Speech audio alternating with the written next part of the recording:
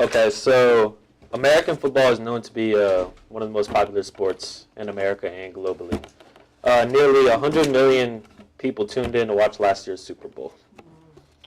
Its competitiveness and violence makes it one of the most entertaining sports also to watch.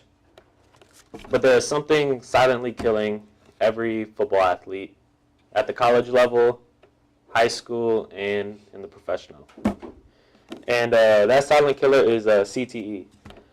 According to the Concussion Foundation, 91% of college athletes, or college football athletes, I should say, already have CTE, and 99% of NFL players have CTE.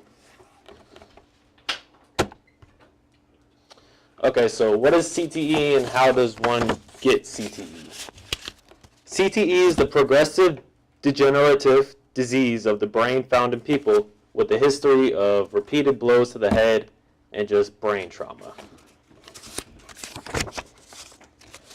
The reason why football athletes are so susceptible to getting CTE, especially linemen, is because of the repeated blows they're constantly doing play in, play out, in an effort to try and move the man in front of them. CTE does not take over the brain all at once. According to protectthebrain.org, it takes about 8 to 10 years for it to set in. And then once it sets in, it just starts like killing you, basically.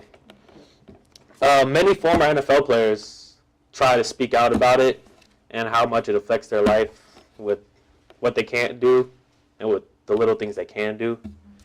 So there are stages of CTE. It doesn't just all hit you at once. The first stage, you will like start to lose memory and confusion. You won't know, like let's say you won't know who your dad is or you won't know who your son is. Anything like that is basically Alzheimer, and it just sets in and it ruins your life from the beginning. The second stage of CTE is erratic behavior and dementia. Basically, you get super mad very fast, and it ruins relationships. You can't like go out in public and really be cool. You get angry very, very fast, make scenes, and it just makes everybody awkward. The final stage of CTE is called a full-blown CTE.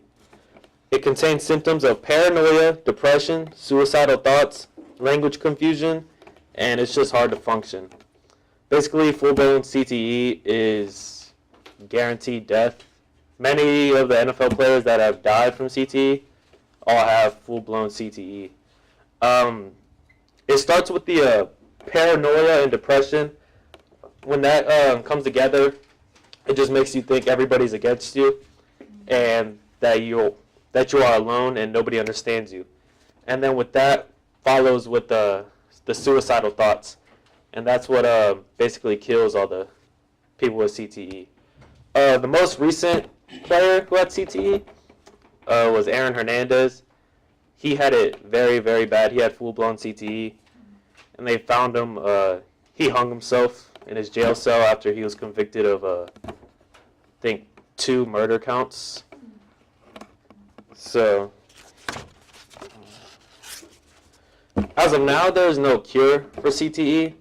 The only way to maybe prevent it from not getting as bad is maybe just like teach people how to not lead with their head in football and how to keep their head up. That's it.